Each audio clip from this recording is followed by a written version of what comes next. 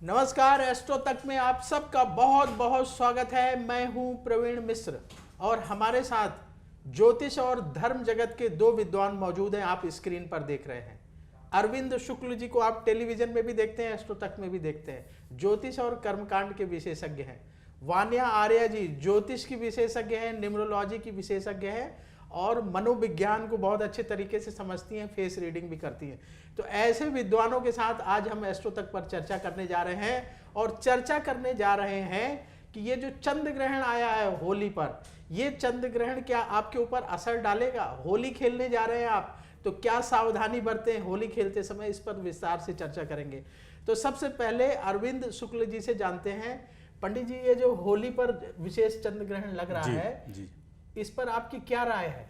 देखिए मिश्रा जी, ऐसा है कि प्रश्न आपने बड़ा अच्छा किया है, क्योंकि चंद्र ग्रहण तो लग रहा है और ये लोगों के मन में भ्रांतियां भी उत्पन्न होंगी कि हम होली खेलें या होली मनाएं या ना मनाएं, इसमें सूतककालीन समय है या नहीं है, कब से है कब तक है। तो देखिए इसका क्लियर करते हैं कि चंद्र ग्रहण तो है और चंद्रमा एक ही है पूरे भूमंडल में, तो उसको मानना तो जो है चाहिए। लेकिन मेन बात क्या है कि यहाँ पे अपने भारत देश में किसी भी प्रकार का चंद्र ग्रहण का नहीं तो सूतक, नहीं ग्रहण काल, नहीं कंकण दृष्टि, मतलब किसी भी तरह से चंद्र ग्रहण नहीं है। तो आप होलिका दहन में भी किसी भी तरह की चिंता ना करें, वो भी कर सकते हैं। और जो रंगों का त्यौहार आपका होली है, बड़े हर्ष के साथ आप जो है मनाइए। चंद्र ग्रहण का कोई प्रभाव नहीं है। यही यदि आपको रात्रिकालीन में जो है खेलना होता तो थोड़ा बहुत आपको जो है ध्यान रखना होता है, क्योंकि आप होली को जो खेलेंगे तो दिन के समय में खेलेंगे तो उसका कोई किसी प्रकार का प्रभाव नहीं है। और भारत देश में किसी भी तरह का चंद्र ग्रहण है ही नहीं।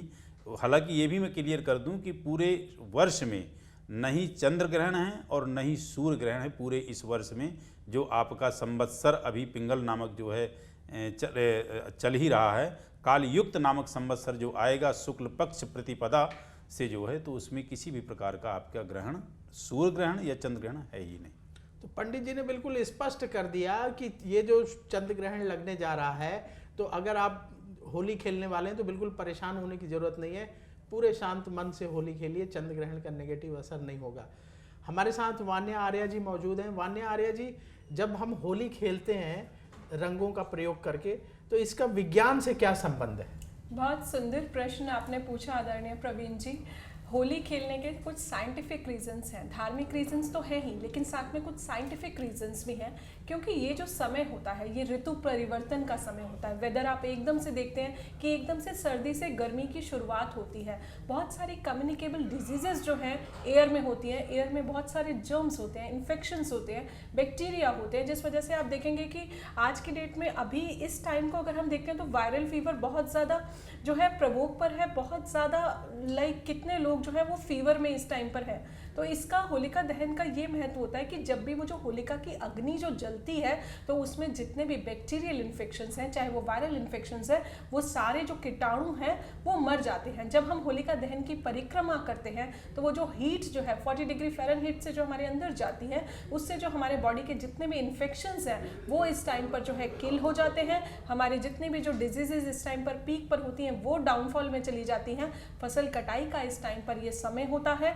एकदम से आप देखेंगे मूड भी चेंज होता है, बहुत उदासी का समय होता है। कहते हैं कि जो होलिका वाले दिन होते हैं इसमें कोई भी शुभ काम जो है नहीं करना चाहिए। तो इस टाइम पर जो है नई फसल, नई ऋतु, न्यू एनवायरनमेंट, आपकी बॉडी में जो भी आपकी लाइफ में नेगेटिविटी है उसको हम उसका दहन कर देते हैं। बेसिकली उसको अपने जीवन से, अपनी लाइफ से जो है हम रिलीज कर देते हैं। तभी हम उनको अग्नि में डाल देते हैं, देवताओं को आहुति दे देते हैं, ताकि वो चीज़ें जो हमारे जीवन में, हमारी लाइफ में हमें परेशान कर रही हैं, वो हमारी ज़िंदगी से हमेशा के लिए जल जाएं, हमेशा के लिए चली जाएं। इसके अलावा भी आप देखेंगे ये जो त्यौहार है बहुत ही हर्ष उल्लास का त्यौहार है, राधा कृष्ण के प्रेम का प्रतीक है। तो इसका मतलब ये है कि जितनी भी नेगेटिविटी है, जितनी भी मिसअंडरस्टैंडिंग्स हमारे लोगों के साथ हैं, उन सबको हम किल करके दूसरों के जीवन में कलर्स फैलाएं, रंग फैलाएं, क्योंकि रंगों का हमारे जीवन में बहुत ज़्यादा महत्व होता है।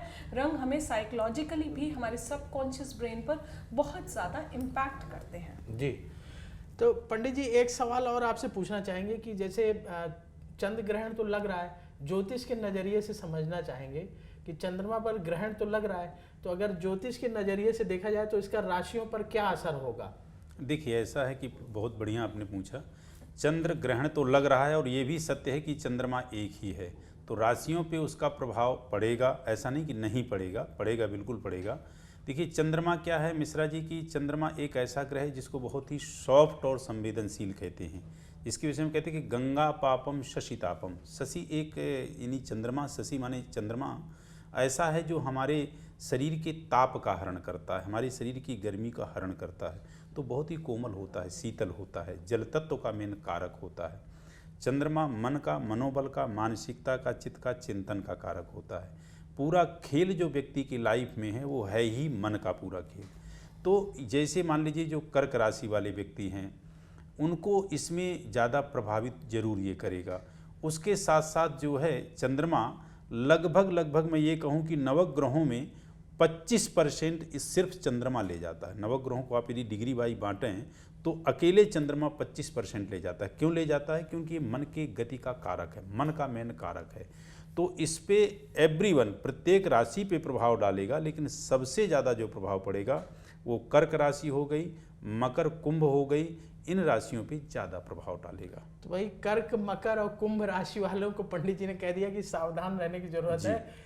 चंद्र ग्रहण भारत और साथ में नहीं में दिख रहा है। साथ में मीन भी, मीन राशि, हाँ, मकर जल कुंभ की मीन राशि, हाँ। जी हाँ। तो मीन वाले भी सावधान रहें, क्योंकि ग्रहण भारत में दिखाई नहीं देगा, लेकिन जब हम ज्योतिष के नजरिए से उसको देखते हैं तो कोई भी खगोलीय घटना होती है तो उसका ग्रहों पर असर पड़ता है। तो इसीलिए पंडित जी ने हिंट किया कि ये कौन कौन सी राशि वाले सावधान रहें। अभी पंडित जी से उपाय भी जान लेंगे। वान्या जी से ये जानना चाहेंगे कि होलिका दहन जिस दिन हो रहा है, तो होलिका दहन के दिन कैसे होलिका की पूजन करें? महिलाओं की बड़ी रुचि होती है कि जा करके साल भर में एक बार त्योहार आता है, तो पूजा कैसे करें, किन बातों का ध्यान रखें? बहुत ही मीनिंगफुल प्रश्न आपने पूछा कि हम लोगों को पता होता है कि इस दिन फेस्टिवल आ रहा है, बट हमें ये नहीं पता होता कि उस दिन हमें करना एक्चुअल में क्या है। तो उसकी विधि पर हम थोड़ा सा प्रकाश डालते हैं कि इस दिन जो है हमें जो भी होलिका दहन में सबसे पहले हमें जो उसका पूजन करना है, उसमें आप 108 मखानों की जो है एक माला आप बना सकते हैं, वो उसमें आप होलिका दहन में डाल सकते हैं। इसके अलावा जो है आप 5 बतासे ले लीजिए, उसमें जो है आप चांदी का अर्क देके रोटी लेके गाय को आप खिला सकते हैं। इससे आपके रिलेशनशिप और लाइफ भी बहुत अच्छी होगी। उस दिन जो है आप श्री सूक्त का पाठ कर सकते हैं। उस दिन आप मंदिर में बैठिए, एक दक्षिणव्रती शंख ले लीजिए, उसके अंदर चावल भरकर जो है वहाँ पर आप बैठिए, माँ लक्ष्मी की पूजा कीजिए। इसके अलावा जो होलिका की दहन की जो राख होती है उसकी बहुत ज़्यादा इम्पॉर्टेंस होती है, उसको आप अपने घर पर लाइए, आप अपने घर के मुख्य द्वार पर उसे छिड़किए। हमारे घर की जो 4 डायरेक्शंस होती हैं, जिससे जब भी कोई हमें नेगेटिविटी निकालनी होती है तो हम चारों डायरेक्शंस पर फोकस करते हैं, beat, east, west, north, south. तो वो जो राख है वो हम चारों दिशाओं में हम डालेंगे। इसके अलावा आप कोई भी शुभ कार्य के लिए जा रहे हैं तो वो राख भी जो आप अपने माथे पर लगा सकते हैं, क्योंकि ये हमारी 3rd आई होती है, जो हमारा माथा होता है, यहाँ पर हमारे प्रोटेक्शन मिलती है, शील्डिंग होती है हमारी 3rd आई की, ताकि नेगेटिव एनर्जीज हमें अटैक ना कर पाए। इस ड्यूरेशन में जो होलिका दहन होता है, खास तौर पे आप किसी भी जो आपको रोड पर साइड अगर ऐसे कोई भी चीज़ मिलती है आप उसको ना छुएं, क्योंकि कहीं ना कहीं बहुत लोग अपनी नेगेटिविटी को रिलीज करने के लिए बहुत कुछ करते हैं, तो वो चीज़ों से आप थोड़ा सा अवॉइड करें। इसके अलावा जो है आप खीर बना सकते हैं, इस दिन माँ लक्ष्मी को खीर चढ़ाएं, और जो है खीर जो है आप होलिका दहन में डाल सकते हैं। सुपारी, लौंग, बतासे, वो भी आप होलिका दहन में डाल सकते हैं। आप एक नारियल, सूखा नारियल लेकर उसमें बूरा भर सकते हैं। बूरा होता है जैगरी पाउडर, शुगर का पाउडर, वो आप जो है बूरे को थोड़ा सा भूनकर आप उस नारियल के अंदर डालकर उसे भी आप होलिका दहन में डाल सकते हैं। जो होलिका दहन के लिए आप जो समिधा जो आप लगाएंगे उस पर 11 बार जो है सूत से उसको बांध सकते हैं।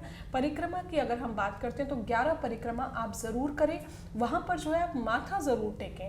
आप हरे रंग का गुलाल भी जो है होलिका दहन की अग्नि में डाल सकते हैं। इससे आपके जीवन में जो भी आपके रिलेशनशिप इश्यूज हो रहे हैं वो भी अच्छे हो जाएंगे।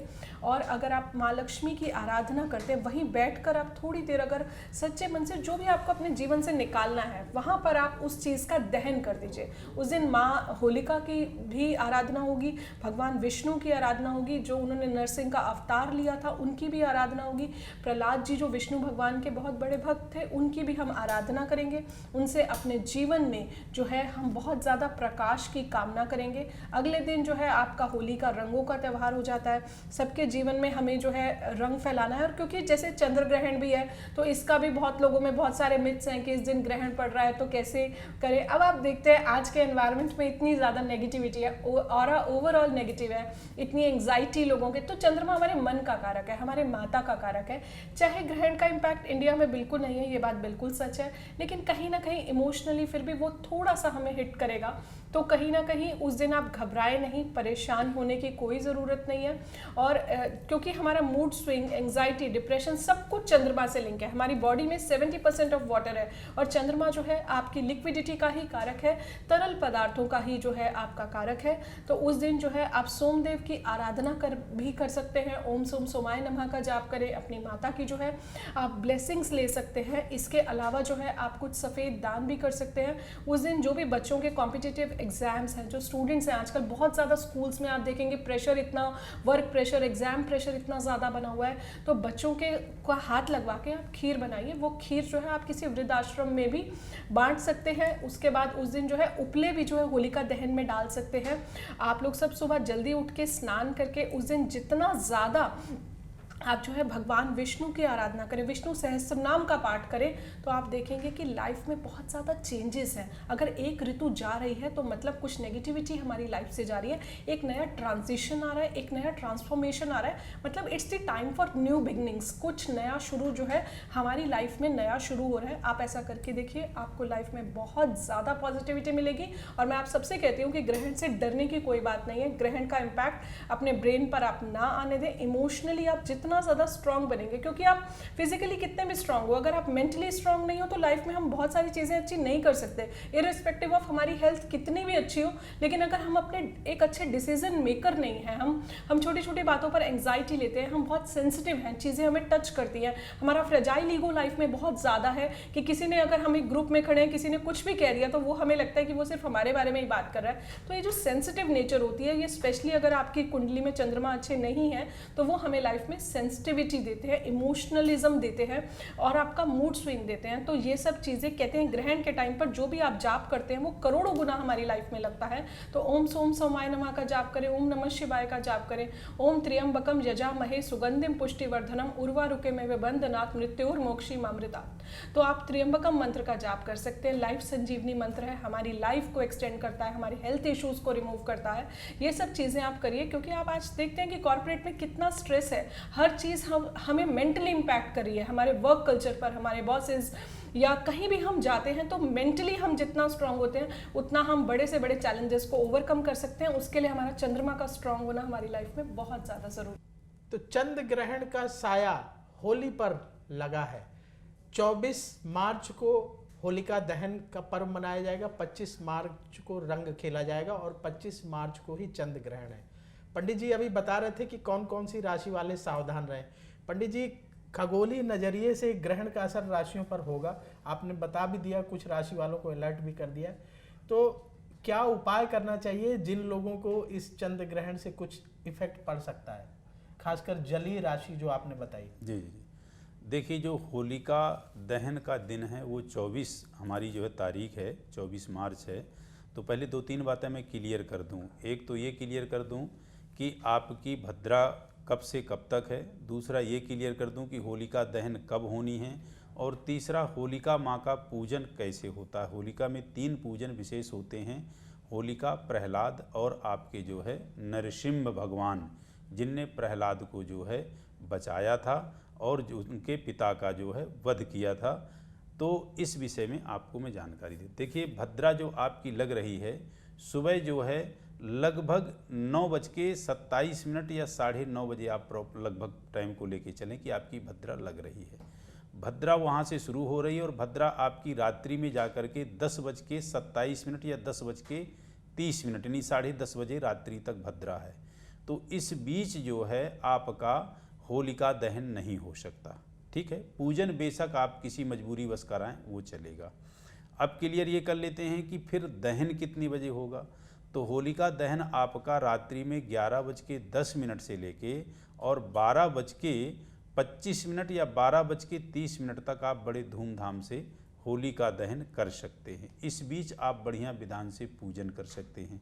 पूजन किस तरह से कैसे होता है? देखिए, पूजन जैसे आप हर भगवान का करते हैं वैसी होलिका का पूजन होता है। बाकायदे आप जो भी पकवान बनाते हैं वो पूरे पकवान थाली में सजाएं, खीर आदि आप सजाएं और पूरा उसमें पूजन का सामान रखें, रोली मोली अगरबत्ती आदि आप सब कुछ उसमें धूप आदि रखें।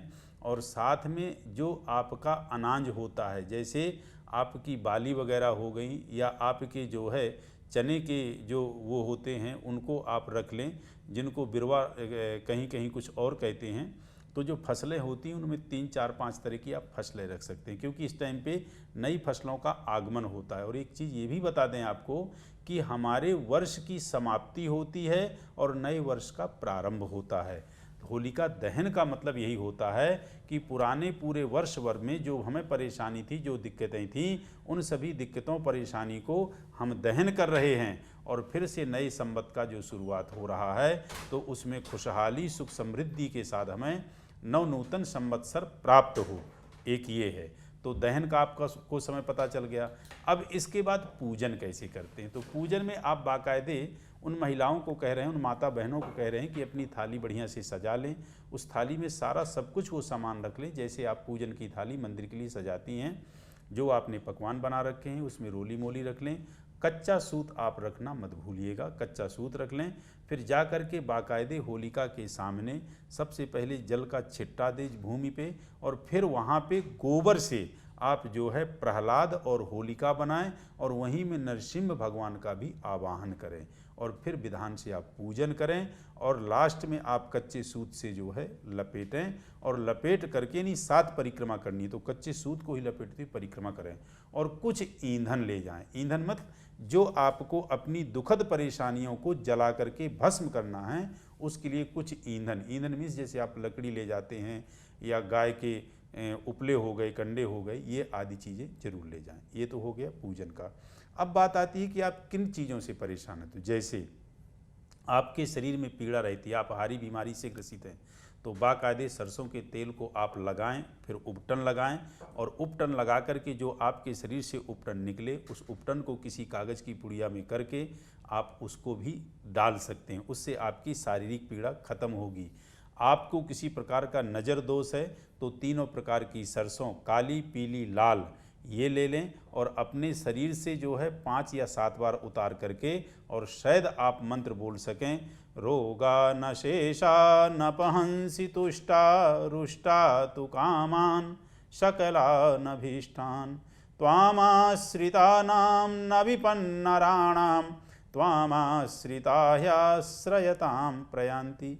ये रोग व्याधि बाधाओं के लिए हो गया। अब यदि आप किसी शत्रु से ग्रसित हैं, आपका कोर्ट कचहरी में कोई मुकदमा चल रहा है, आप परेशान हैं, तो बाकायदे आप लौंग का जोड़ा लें और उसको अपने शरीर से उतार करके वो भी आप होलिका दहन में डाल सकते हैं। दूसरा एक उपाय और बता दें कि हालांकि यह तंत्रोक्त उपाय होते हैं कि आप लौंग के जोड़े ले लें 11 और प्रत्येक लौंग की जो है तो ऊपर के फूल को तोड़ते जाएं और उस लौंग में जो है फूंक मारते जाएं और जिससे आपकी शत्रुता चल रही है उसका नाम लेकर के यदि आप जो है आग में डालते जाएंगे तो उससे भी आपकी शत्रुता कम होगी। कोर्ट कचहरी में जो मुकदमे चल रहे हैं वो ख़त्म होंगे।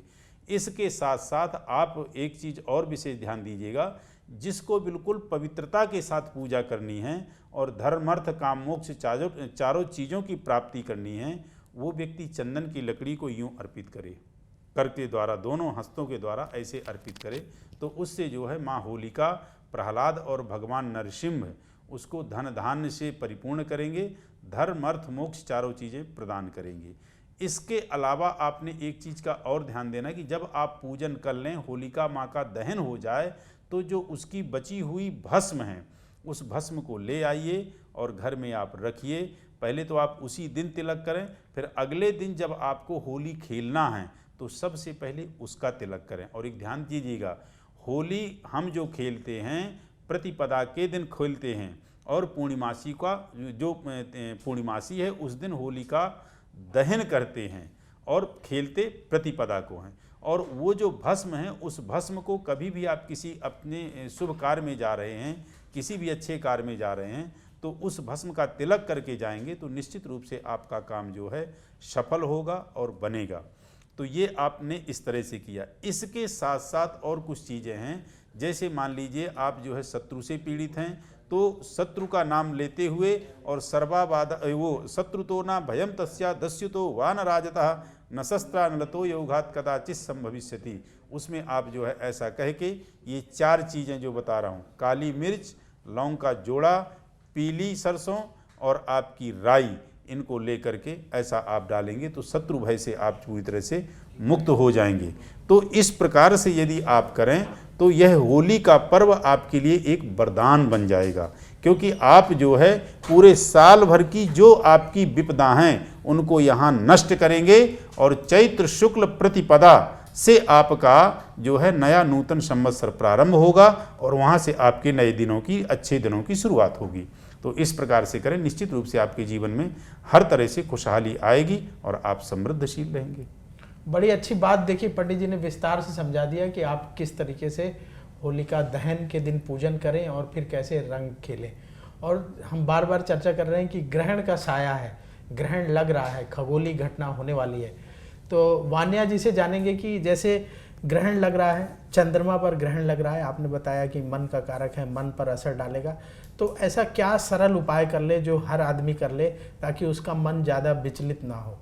होली के दिन कुछ घटनाएं भी होती हैं, अप्रिय घटनाएं हो जाती हैं, हो सकता है उस समय मन बहुत ज़्यादा परेशान हो जाता हो लोगों का, तो उन्हें क्या ऐसा सरल उपाय करना चाहिए ताकि जो है होली का त्यौहार अच्छे से बीत जाए और ग्रहण का भी कोई नेगेटिव प्रभाव ना रहे। बहुत अच्छा इंटरलिंकिंग आपने समझाया कि एक तरफ तो होलिका दहन और एक तरफ ग्रहण, तो ऑल्दो इसका इम्पैक्ट इंडिया में नहीं है, लेकिन क्योंकि चंद्रमा एक ही है तो इस दिन जो है आप सबसे ज़्यादा जो है अपने माता की ब्लेसिंग्स लें, भगवान शिव की आराधना करें, क्योंकि भगवान शिव के सिर पर जो है चंद्रमा विराजमान है। तो कहीं ना कहीं भगवान शिव की आराधना करेंगे तो मन जो है वो स्टेबल रहेगा। अगर आपको लगता है कि किसी भी तरह का उस टाइम मन विचलित हो रहा है तो आप ओम नमः शिवाय का जाप करें। पानी जब भी आप पिएंगे उस टाइम पर जो है पानी में जो है, अगर आप पानी, इसको वाटर चार्जिंग मेथड भी कहते हैं, कि पानी का ग्लास हाथ में पकड़कर आप ओम नमः शिवाय का या तो 21 बार जाप करें या फिर त्र्यंबकम मंत्र का जाप करें और उसके बाद उस पानी को पी ले और ये सोच के पी ले कि ये पानी जो है हमारे अंदर जो है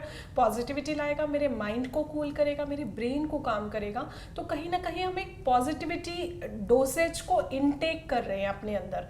एक तो आप ये उपाय कर सकते हैं। इसके बाद भगवान शिव का ध्यान करें, शिव तांडव स्तोत्र जो है उस टाइम पर सुन सकते हैं, कुछ भी भगवान शिव के आप भजन गा सकते हैं, सुन सकते हैं, उसकी वाइब्रेशन जो है वो ले सकते हैं। उस दिन कोशिश करें कुछ लाइट कलर्स डालें, अगर आप वाइट कलर या कोई भी ऐसे जैजी कलर ना डालें जो आपके ब्रेन को इम्पैक्ट करते हैं, ब्लैक उस दिन ना वियर करें। इसके अलावा जो है भगवान विष्णु का आशीर्वाद बहुत ज़रूरी है, भगवान नरसिंह का आशीर्वाद और माँ होलिका का आशीर्वाद ज़रूरी है। फसल कटाई का समय है, इस समय के बाद फसल कटनी शुरू हो जाती है, न्यू बिगनिंग्स। आपके जीवन में जो भी आप नया करना चाहते हैं, जो भी आपके नए नए गोल्स हैं जो आपको अटेन करने हैं, आपकी पूरी एक गोल लिस्ट होती है, विश लिस्ट होती है, उसको आप भगवान को थैंक यू बोलिए कि मेरे ये गोल्स जो है इस टाइम पर पूरा करने के लिए जो भी नकारात्मक सोच विचार जिसके लिए भी है वो आप निकाल दो। जिसने आपके साथ गलत किया वो उसके नेगेटिव कर्मास हैं, वो उस पर आएंगे, आपको सोचने की जरूरत नहीं है। आप अपने पीस पर, अपने मेंटल पीस पर, अपने सेल्फ लव पर, अपने सोल के लिए आप सेल्फिश बनिए, क्योंकि हम फिजिकल हेल्थ पर बहुत ध्यान देते हैं, हम जिम जाते हैं, हम सब कुछ करते हैं अपने फिजिकल हेल्थ के लिए, लेकिन इमोशनल हेल्थ जो आज की डेट का सबसे बड़ा इशू है, जहां इतने सारे लोग एंग्जाइटी, डिप्रेशन या और किसी ऐसी डिजीजेस में जा रहे हैं, अचानक से बहुत ज़्यादा फियर बढ़ गया है। आप देखेंगे ओवरऑल एनवायरनमेंट में तो चंद्रमा कहीं ना कहीं जब चार्ट में वो होता है तो डर भी देता है, और ऐसे ऐसे इवेंट्स जो हमारी लाइफ में कभी हुए ही नहीं है और कभी होंगे भी नहीं। लेकिन मैं एक छोटे से एग्जाम्पल के माध्यम से समझाना चाहती हूँ कि अगर जैसे हमें हल्का सा सिर में दर्द हुआ तो हम ये सोचते हैं कि हमें कोई ट्यूमर तो नहीं है या हमें कोई बड़ी बीमारी तो नहीं है, या हल्का सा कुछ नी में पेन आया तो हमें लगता है कि अरे कल ये तो नहीं हो जाएगा। तो मैं आप लोगों से ये बोलना चाहती हूँ कि आप अपने फ्यूचर के लिए, फ्यूचर के बारे में सोच सोचकर अपने प्रेजेंट को भी खराब कर रहे हैं। आप इतनी ज़्यादा ओवर प्लानिंग लाइफ में करते हैं जिससे फिर आपके थोड़ी देर बाद सिर दर्द होने लगता है, फिर आप उन्हीं चीज़ों से भागते हैं, फिर आप ड्रिंकिंग एडिक्शंस में जाते हैं, एल्कोहल एडिक्शंस में जाते हैं, या आप और एडिक्शंस में जाते हैं जो आपकी लाइफ को और ज़्यादा डिस्ट्रॉय कर रहा है। बिकॉज अल्टीमेटली वो थोड़ी देर के लिए आपके ब्रेन को फ्रीज तो कर रहा है, लेकिन आपको ये नहीं पता कि उसके साइड इफेक्ट्स क्या होंगे, उसके नेगेटिव इम्पैक्ट क्या होंगे, आप चीज़ों से भाग रहे हो। तो यूथ को मेरा ये मैसेज है कि आप प्लीज़ अपनी प्रॉब्लम से भागिए मत, समझिए, सोचिए, स्टेप बाय स्टेप उनके सॉल्यूशंस पर काम करिए कि कैसे आप अपने बच्चों के साथ उनके फ्रेंड्स बनकर उनके मेंटल पीस और मेंटल काम पर जो है आप वर्क कर सकते हैं। मेडिटेशन उस दिन बहुत लाभकारी है, जितना ज़्यादा मेडिटेशन करेंगे उतना ज़्यादा हमारा मन जो है वो शांत होगा। और आप कभी भी देखेंगे प्रवीण जी, जब भी हमारा मन शांत होता है तो हमारी प्रोडक्टिविटी बहुत ज़्यादा बढ़ जाती है लाइफ में, हमारा आउटपुट बहुत अच्छा आता है। जो आउटपुट 50% आना है, अगर हम एक रूम में बहुत शांति से काम करते हैं, उस रूम के कलर्स बहुत अच्छे होते हैं, पानी हम वेस्ट नहीं करते, जिस घर में सीलन नहीं है, क्योंकि ये सब चंद्रमा जल का कारक है, तो आप देखते हैं हमारा आउटपुट बहुत अच्छा आता है। तो अगर हमें अच्छा आउटपुट चाहिए तो उसके लिए हम अपनी मेंटल हेल्थ पर वर्क करें। सुबह सुबह आप नेचर वॉक करें, अपने इमोशनल पानी अच्छा इनटेक रखें, अपनी बॉडी का पानी कम ना पिए, पानी को बिल्कुल वेस्ट हमें नहीं और पानी की रिस्पेक्ट करें। और कभी मन बहुत ज़्यादा विचलित हो तो किसी पानी वाली जगह पर जाकर आप बैठ सकते हैं। इसके अलावा जो कलर थेरेपीज इतनी सारी होती है, क्योंकि होली रंगों का त्यौहार है, इसलिए मैं कलर्स के बारे में 2 शब्द बोलना चाहूँगी कि कलर्स हमारे ब्रेन पर बहुत ज़्यादा इम्पैक्ट डालते हैं। इसको भी मैं एक एग्जाम्पल से समझाऊंगी। अगर आप ब्लैक कलर बहुत ज़्यादा डालते हैं तो ब्लैक कलर जो होता है हमारे एनवायरनमेंट की ऑरा में नेगेटिविटी को बहुत जल्दी एब्जॉर्ब कर लेता है कि आपने किसी नेगेटिव बंदे से बात करा तो उसका इम्पैक्ट सीधा आपके ऊपर आ जाता है। जब आप बहुत ज़्यादा बोल्ड कलर्स डालते हैं तो उनका इम्पैक्ट आता है। वहीं आप येलो कलर डालते हैं तो आपको बहुत एक यंग फीलिंग आती है, यूथ लगता है, आपको जोवियल लगता है। पिंक आपको एक अच्छी हेल्थ देता है, लव का कलर है। ग्रीन आपको एक अच्छी हेल्थ देता है, ग्रीन आपको फिनेंशियली भी अच्छा रखता है। तो रंगों का हमारे जीवन में बहुत इम्पैक्ट है, क्योंकि कुछ रंग हमारा सबकॉन्शियस ब्रेन लेता है, कुछ रंग हमारा सबकॉन्शियस ब्रेन नहीं लेता है। तो होली ये त्यौहार है, हर्ष का, उल्लास का त्यौहार है। होली हमें ये भी मैसेज देता है कि हम मोह, जो भी काम, लोभ, लालच, जो भी हमारी लाइफ में नेगेटिव चीजें हैं उनको हम हटाएं, ईश्वर पर सरेंडर करें। और मैं यूथ को फिर से बोलती हूँ कि अपने ऊपर थोड़ा सा विश्वास रखो, सेल्फ कॉन्फिडेंस रखो। चीज़ों को भगवान पर सरेंडर जब आप कर लेते हो तो काफ़ी चीज़ें आपकी लाइफ में बहुत अच्छी होती है। तो होली से आप प्रण लीजिए, क्योंकि ये न्यू बिगनिंग्स का टाइम है। अपनी हेल्थ का अच्छे से ध्यान रखिए।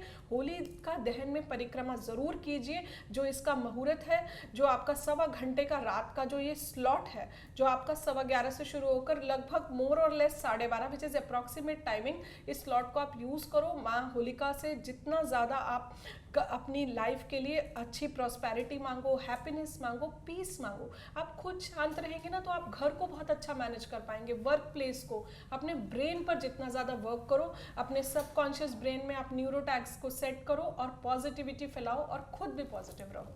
बहुत अच्छी बात कि आप पॉजिटिविटी भी फैलाइए, खुद भी पॉजिटिव रहिए। और देखिए, जो हमारे धर्म है ना, हमारे त्यौहार हैं, ये हमारे जीवन को सीधे सीधे प्रभावित करते हैं। ग्रहण का साया है पंडित जी, सूतक नहीं लगने वाला भारत में, तो सभी मंदिरों के कपाट खुले रहेंगे। बिल्कुल बिल्कुल। और मैं तो ये भी कहना चाहूँगा कि ग्रहण का किसी प्रकार का कोई ऐसा प्रभाव है नहीं। और देखिए, मिश्रा जी ने एक बड़ा वैसा पॉइंट पकड़ रखा है, और हर बार ग्रहण की ही जो है क्वेश्चन करते हैं। वो क्यों करते हैं हम ये भी बता दें। वो करते इसलिए कि चंद्रमा से ज़्यादा भयंकर और कोई ग्रह नहीं है, क्योंकि चंद्रमा आपके वार कहाँ करता है, चंद्रमा आपके वार मन पे करता है। और यहाँ पे भगवान शिव ने भी अपने आप को जो है स्वीकार कर लिया कि हे चंद्रदेव, हम तुम्हें मस्तक पे धारण करेंगे। क्यों? क्योंकि जब वो मस्तक पे धारण करेंगे तो उनका ब्रह्मांड, उनका मस्तक सदैव ठंडा बना रहेगा। तो अभी तक वान्या जी ने जितने भी शब्द कहे, उनके शब्द को यदि आप नोट करोगे तो हर शब्द में उनने ये कहा कि चंद्रमा से आप जुड़ें तो शीतलता का ध्यान दें, पानी का ध्यान दें, आप अपने आप थोड़ी गंभीरता, धैर्यता लाएं। तो जो होली की शुरुआत करें आप, वो होली की शुरुआत इस तरह से करें कि जब आप इनकी पूजा कर लेंगे, इनकी प्रार्थना कर लेंगे, तो चंद्र ग्रहण का किसी प्रकार का कोई प्रभाव नहीं होगा। किनका होली खेलना शुरुआत होती कहाँ से है, आपको हम ये भी बता दें। होली का शुरुआत जो होती है, क्योंकि हिरण्यकश्यप और हिरण्याक्ष का जो वध हुआ था प्रहलाद का, ये भगवान श्री कृष्ण का तो जैसे राधा के साथ होली खेलना ज़्यादा फेमस है, लेकिन ये और पिछले आप युग में आएंगे तो ये सतयुग की कहानी है। ये द्वापर की भी नहीं, सतयुग की कहानी है। हिरण्यकश्यप और हिरण्याक्ष के साथ जब ये स्थिति बनी और प्रहलाद को नरसिंह भगवान ने, स्वयं भगवान विष्णु ने नरसिंह का अवतार लेकर के बचाया, क्योंकि उसको वरदान था कि ना मुझे कोई मनुष्य मार सके, ना राक्षस मार सके, ना घर के अंदर मरूं, ना घर के बाहर मरूं, आदि आदि चीज़ों का आप सभी लोग कहानी जानते हो। तो मैं ये बताना चाह रहा हूँ कि होली का जो शुरू करें रंग का खेलना, आपने होली दहन तो कर लिया, पूर्णिमासी को हो गई 24 तारीख को, अब जब खेलना शुरू करें तो कहते हैं कुमकुम चंदन लेपित लिंगम पंकजहार सुशोभित लिंगम संचित पाप विनाशक लिंगम तत्प्रणमामि सदा शिवलिंगम। तो भगवान शिव से जुड़ें और भगवान शिव को ये आदि चीज़ें अर्पित करें। कुमकुम, चंदन, अबीर, गुलाल, भस्म और आप जो है काले तिल, ये उनको अर्पित करेंगे तो निश्चित रूप से आपका जीवन ऐसे ही जाएगा जैसे रंगों से भरा ये त्यौहार है, उसी तरह आपका जीवन रंगीन जाएगा। तो बड़ी अच्छी बात पंडित जी ने बताई कि भगवान शिव को जो है पूजा करके भगवान शिव को पहले होली के रंग अर्पित करके होली खेलें तो एक तो चंद्र ग्रहण का आपके ऊपर असर नहीं रहेगा, कोई भी नेगेटिव प्रभाव नहीं होगा। भले चंद्र ग्रहण भारत पे नहीं लग रहा है, भारत में नहीं दिखाई दे रहा है, लेकिन क्योंकि खगोलीय घटना है, चंद्रमा पर ग्रहण लग रहा है तो मन पर तो असर डालेगा ही। तो उससे बचने के लिए सभी राशि वालों के लिए पंडित जी ने सीधा एक उपाय बता दिया, रामबाण उपाय बता दिया। बिल्कुल रामबाण। और ये भी बता दूं मैं कि आप लोग इसको हल्का मत लीजिएगा। मिश्रा जी ने जो हर क्वेश्चन पे चंद्रमा को जोड़ा है, तो देखिए यदि आप भगवान भोलेनाथ से जुड़ते हैं तो आपकी किसी भी राशि के ऊपर चंद्रमा का कोई बुरा प्रभाव नहीं पड़ेगा। और वो जो मिश्रा जी पूछ रहे हैं, चंद्रमा एक ही है भूमंडल पे, ग्रहण कहीं भी पड़े उसका प्रभाव जरूर पड़ेगा। पूरे भूमंडल में सूर्य एक है, ग्रहण कहीं पे पड़े लेकिन उसका प्रभाव जरूर पड़ेगा। बस अंतर इतना है कि वहाँ ज़्यादा आपके यहाँ कम। इसीलिए उनका इशारा है कि आप इस चीज़ का ध्यान रखते हुए भगवान भोलेनाथ की शरणों में आएँ। और जो आप जैसे रंग का शुरू करें खेलना, तो पहले गजानन गणेश को और फिर भगवान भोलेनाथ को ये चीज़ अर्पित करके और फिर आप होली मनाएं। निश्चित रूप से भगवान शिव क्या है, हरण करता हैं। वो आपके सभी प्रकार के दुख, रोग, व्याधि, बाधाओं का हरण करेंगे और आपको पूरी तरह से निरोग, स्वस्थ और धन धान्य से परिपूर्ण करेंगे। जी जी, तो पंडित जी बड़ी अच्छी बात बता रहे हैं। अब वान्या जी से जानना चाहेंगे कि जैसे मैम कौन से रंग आपके हिसाब से अच्छे हैं जिनका प्रयोग होली में करना चाहिए? जैसे ब्लैक से बचें, कौन से रंग से खेलें, कौन से रंग से ना खेलें, आपकी क्या सलाह है? बहुत प्यारा क्वेश्चन है और इसका एक मीनिंग भी है, क्योंकि हर कलर जो है एक मैसेज हमें लाइफ में देके जाता है। तो जितना हो सकता है ब्राइट कलर्स, क्योंकि हम किसी को भी अपनी ज़िंदगी जो है उदासहीनता नहीं पसंद है। जैसे ब्लैक कलर जो है वो थोड़ा सा सैडनेस का, उदासी का कलर होता है। और वैसे भी जो होली वाले दिन चल रहे होते हैं ये उदासी के दिन होते हैं। आप लोग सब देखेंगे कि आपका मूड जो है उदास है, पतझड़ का मौसम है, थोड़ा सा डलनेस लगती है, चीज़ें उतनी अच्छी नहीं लगती हैं जितनी जो है हमारी लाइफ में लगनी चाहिए। तो आप ब्लैक कलर अवॉइड करें, डार्क ब्लू कलर अवॉइड करें, डार्क ब्राउन कलर अवॉइड करें, डार्क मेहंदिया टाइप का जो कलर है वो अवॉइड करें। और कलरफुल, चीयरफुल कलर्स, क्योंकि चीयरफुल कलर्स, ब्राइट कलर्स सबको अच्छे लगते हैं, हंसते हुए चेहरे सबको अच्छे लगते हैं। जब आप कुछ अच्छे कलर्स पहनते हैं तो लोग आपसे खुद बात करते हैं, आपका ऑरा अच्छा होता है, ऑरा प्योर होता है। तो आप जितना ज़्यादा red colour, yellow colour, orange colour, pink colour, green colour जो है, इस तरह की जो फ्लोरोसेंट फैमिली जो है, basically I would say fluorescent family, आप पेस्टल कलर अवॉइड करके फ्लोरोसेंट फैमिली को जितना आप यूज़ करते हैं, फ्लोरोसेंट फैमिली में आपके ऑरेंज, ब्राइट ऑरेंज आ जाता है, ब्राइट पिंक आ जाता है, येलो आ जाता है, ब्राइट ग्रीन आ जाएगा, ब्राइट ब्लू आ जाएगा। तो फ्लोरोसेंट कलर्स, फ्लोरल कलर्स जो है आप यूज़ करें, क्योंकि फूल भी जब खिलते हैं तो ब्राइट फूल हमें कितने अच्छे लगते हैं, हमारा मन एकदम उनको देख के खुश होता है। तो कहीं ना कहीं कलर्स का मैं बार बार यही चीज़ बोल रही हूँ कि साइकोलॉजिकल इम्पैक्ट जो है बहुत ज़्यादा हमारे ब्रेन पर आता है। आप जितने अच्छे कलर्स पहनेंगे, आप वाइट कलर जितना यूज़ करते हैं, आपको पीस फील होता है, आपको प्योरिटी फील होती है। तो हर रंग का एक मीनिंग है, आप अपनी सिचुएशन में कलर्स को ला सकते हैं। बहुत सारे हमारे 7 चक्रास हैं बॉडी में, हर चक्रा का एक एक रंग है। तो जो भी चक्रा हमारी लाइफ में ब्लॉक होता है, तो कहीं ना कहीं हम जब कलर थेरेपी करवाते हैं तो उसमें उस कलर को इनटेक करवाते हैं, चाहे उसकी डाइट में करवाएं, चाहे क्लॉथ्स के थ्रू करवाएं या कैसे भी कराएं।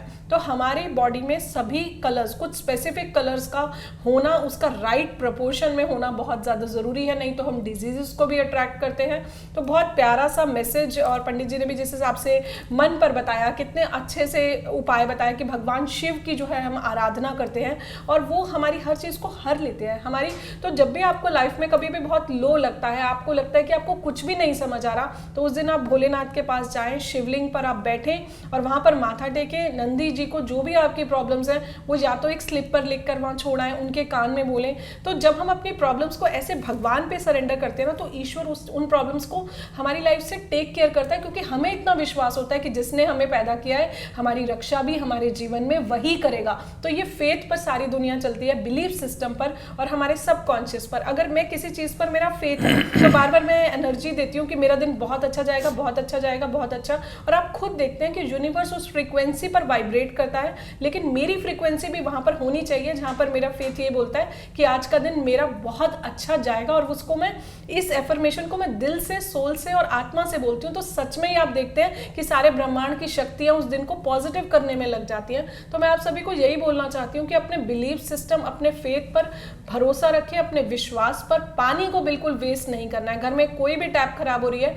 आपको वो ठीक करानी है और पानी का निरादर नहीं करना है, पानी की रिस्पेक्ट करनी है। पानी, जल हमारे देवता है, तो कहीं ना कहीं जल देवता का आपने कभी भी अपमान नहीं करना, पानी वेस्ट नहीं करना, जितना पीना है उतना पिए। हम लोगों की जनरली आदत होती है कि हम पूरा ग्लास भर के लेते हैं, थोड़ा सा पीते हैं और सारा फेंक देते हैं। तो कहीं ना कहीं जब भी पानी हमारे घर से जाता है तो हमारे पॉजिटिव इमोशंस जो है हमारी लाइफ से निकलते हैं। तो इस दिन आप भगवान शिव की, उनकी तस्वीर को अपने आगे रखिए, मंदिर में बैठिए, शिवलिंग पर आराधना करें। तो जितना आप ऐसा करेंगे, और ऊपर से होलिका दहन भी है, तो दोनों चीज़ें मिलकर एक बहुत शुभ सहयोग बनाते हैं। उस दिन बहुत अच्छे अच्छे योग भी है, सुनफा योग है और उस दिन बुध आदित्य योग भी है। तो ये इतने सारे जब शुभ संयोग एक साथ कोलाइड करते हैं ना, तो हमारी क्या होता है कि जब फेस्टिवल्स होते हैं तो उस दिन पूरे एनवायरनमेंट की एनर्जी बहुत अच्छी होती है। इस दिन आप फास्टिंग करें, गुंजिया की आप मिठाई बना सकते हैं।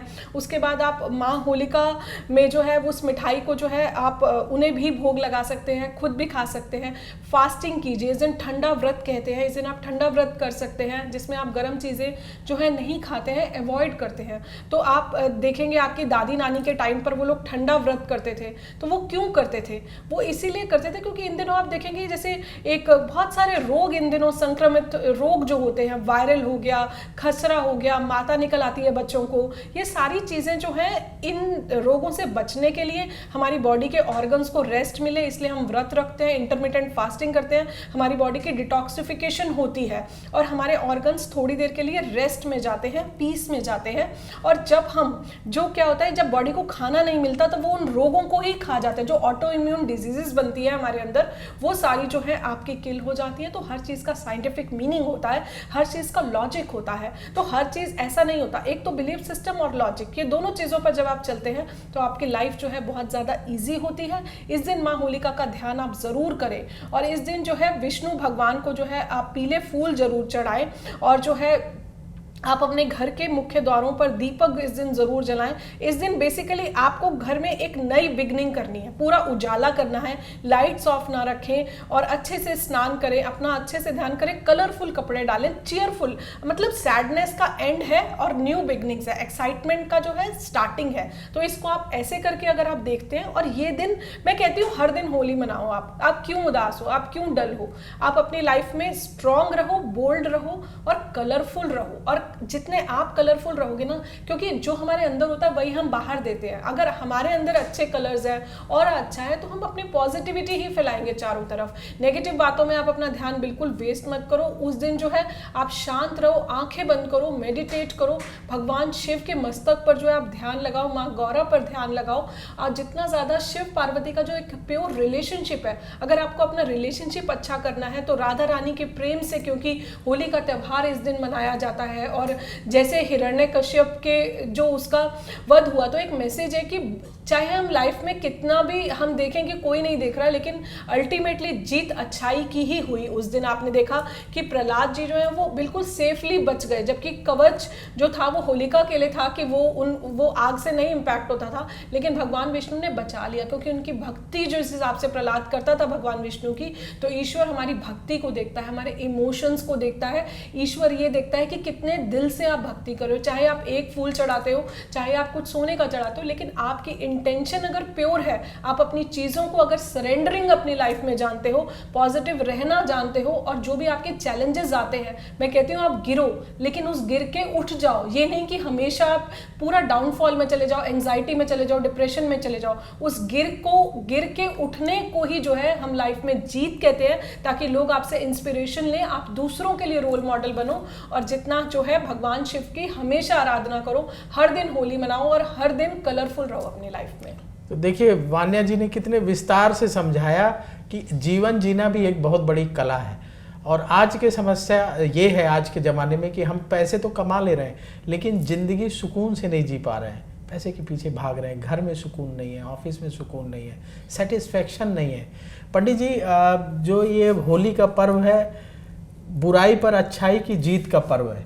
तो जिन लोगों के मन में किसी के प्रति कोई भाव है, आप अपने जो है मित्रों के पास जाना चाहते हैं, मान लीजिए किसी मित्र के साथ कोई अनबन चल रही है, तो वो लोग क्या करें? जैसे रंग खेलने के दिन जाते हैं, तो उनको क्या सलाह देंगे आप? जी, वैसे तो कुछ बचा नहीं, वान्या जी ने बहुत ही विस्तार से और बहुत ही तरीके से समझाया है। यदि आप उनके शब्दों को सुने तो उनने यथार्थ में बता दिया है कि जीवन में यदि आप निराशित हो गए हैं, आप जीवन से हार चुके हैं, आपके अंदर जो है आशा ख़त्म हो चुकी है, तो इन चीज़ों का आप ऐसे करें तो निश्चित रूप से आपके जीवन में एक नई किरण आएगी, एक नई उम्मीद आएगी। कहते हैं कि राही यदि अपनी रास्ता न छोड़े तो मंजिल उसके कदम चूमती है।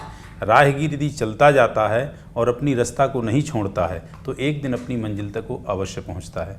देखिए, रंगों का त्यौहार यही है कि जो आपके अंदर एक मन की स्थिति मूर्छित हो चुकी है, आपकी किसी के साथ शत्रुता है, तो उसको आप जो है गुलाल रंग लगा करके और गले मिलिए, और जो उस गिले शिकवे आपके हृदय में हैं उसके प्रति और उसके जो हृदय में आपके प्रति है उनको जो है ख़त्म कीजिए। और इसी को कहते हैं कि यह जो त्यौहार है यह मिलन का त्यौहार है।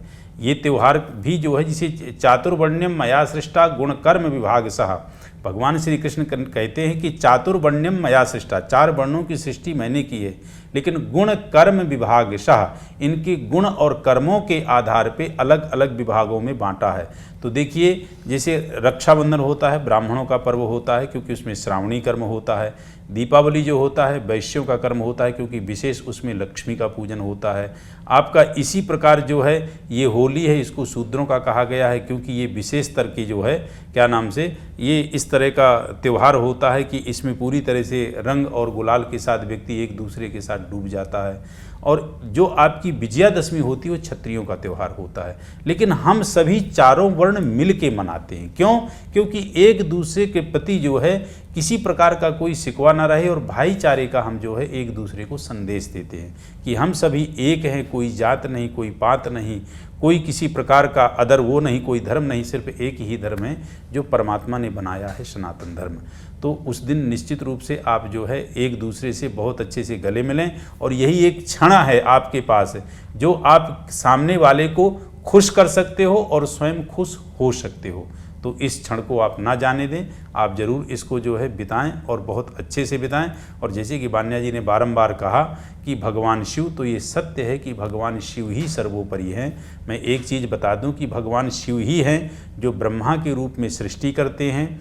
जब उनको सृष्टि करनी होती है तो ब्रह्मा का रूप धारण करते हैं, भगवान शिव ही हैं। जब उनको पालन करना होता है तो विष्णु का स्वरूप धारण करते हैं, और जब उनको संहार करना होता है तो शिव का वो जो है स्वरूप धारण करते हैं। इसलिए वो अनादि हैं, अनंत हैं। तो उनके चरणों में यदि आप जाके कामना करोगे तो देखिए, यदि किसी के संपूर्ण परिवार की पूजा होती है तो वह सिर्फ एक शिव परिवार है, जो कि उनकी पत्नी की, उनके पुत्रों की, उनके पुत्री की और उनके गण आदि का भी पूजन होता है।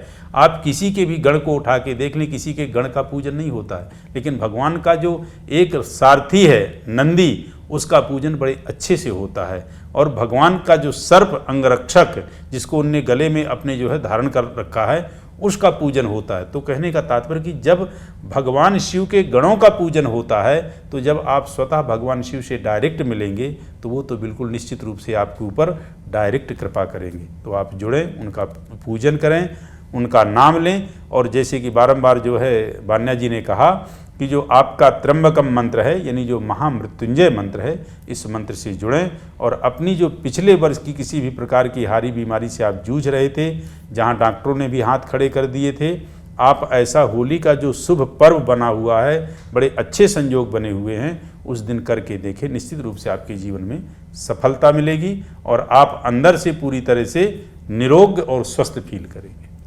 तो अब कार्यक्रम समाप्ति की ओर बढ़ रहा है। वान्या जी, आपसे ये जानना चाहेंगे कि जैसे आजकल बहुत सारे केमिकल वाले कलर आ गए हैं, तो बाजार में जल्दी से मिल जाते हैं, तो लोग उनका तो कैसे प्रयोग करें, फूलों के रस से खेलें, कैसे खेलें, तो आप क्या सलाह देना चाहेंगे? बहुत प्यारा प्रश्न प्रवीण जी आपने पूछा, क्योंकि एनवायरनमेंट भी इम्प्योर ना हो, इको फ्रेंडली भी रहें और आपको स्किन पर भी कोई प्रॉब्लम ना आए, क्योंकि आजकल कलर्स में इतने ज़्यादा केमिकल्स आ रहे हैं, तो कहीं ना कहीं हमारे स्किन पर रैशेज आ जाते हैं, बहुत बार हमें स्किन इन्फेक्शंस हो जाते हैं। या फिर आप पहले जो है सरसों का तेल जो है, मस्टर्ड ऑयल अगर आप अपने फेस पर लगा सकते हैं, आपकी स्किन अगर बहुत ऑयली नहीं है तो आप मस्टर्ड ऑयल एक बार अपने फेस पे लगा लें ताकि केमिकल्स का इम्पैक्ट ना आए।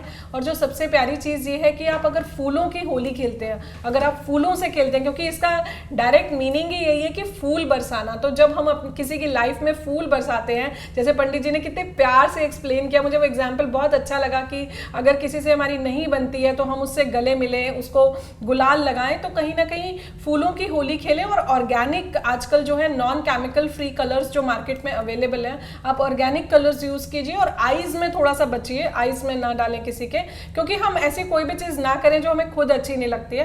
प्यार से, फ्लावर्स से, क्योंकि प्यार का त्यौहार है, लव का त्यौहार है, फूलों का त्यौहार है, खुशियों का त्यौहार है, खुशियां बांटने का त्यौहार है। तो इतनी सारी चीजें जब एक साथ मिल जाएंगी तो क्यों लाइफ जो है वो पॉजिटिव नहीं होगी। खुश रहिए, सबका ध्यान रखिए और खुद भी पॉजिटिव रहिए। और अगर किसी की लाइफ में कुछ आता भी है तो आप उसके मन को भी आप शांत करते हैं, तो मुझे ऐसा लगता है कि कहीं ना कहीं आप अपनी लाइफ में गुड कर्मास वहाँ भी जनरेट करते हैं जब आप किसी और को पॉजिटिव करते हैं, जब आप किसी और की तकलीफ को जो है सुनते हैं। तो रंगों का बहुत ज़्यादा महत्व होता है। अच्छे रंग पहनिए अपनी लाइफ में, अच्छे कलर्स पहनिए ताकि दूसरों को भी अच्छा लगे आपके कलर्स देख के।